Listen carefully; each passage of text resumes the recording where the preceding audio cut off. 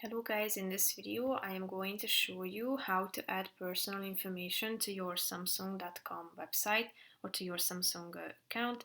But first I just want to mention, don't forget to subscribe to my channel because at 10,000 subscribers I am going to show you my whole YouTube revenue statistics and growth strategy, how to make money online. Now let's jump into it. First of all, open the website on your device. Go to your home page and then tap on this account button in the upper right corner of the screen. Tap on your name and then you will be directed to this page where you need to tap on this profile button at the top. Scroll down until you can add your personal details. If you tap on this edit button below this box, you can add your name, then your date of birth. You can add your phone number by tapping on this button in the middle of the screen. You can also add your nickname.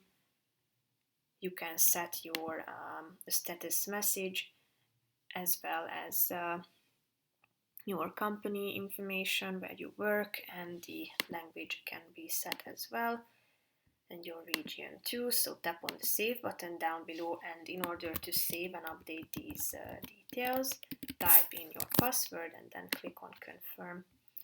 So